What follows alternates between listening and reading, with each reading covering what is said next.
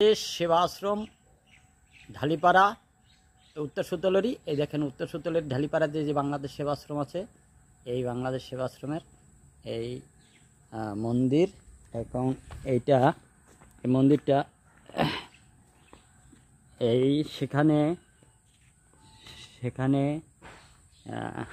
এই দেখেন জাল দিয়ে রাখা হয়েছে যেন কোনো কিছু না ঢুকতে পারে, যেহেতু চারপাশে দেয়াল নেই, হ্যাঁ, সেজন্য।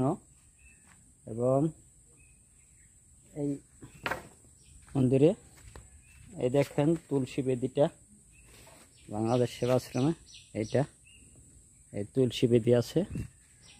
এই মন্দিরেরই পুরোপুরি এখন তো হয়নি, এই কি রয়ে গেছে। আচার্য বিবেকানন্দ গোস্বামী প্রতিষ্ঠিত এই একটা সুবিধার এই উপরে রাধাকৃষ্ণ ছবি, এপাশে রয়েছে ওপাশে রয়েছে এই মন্দিরটা বাংলাদেশের আশ্রম।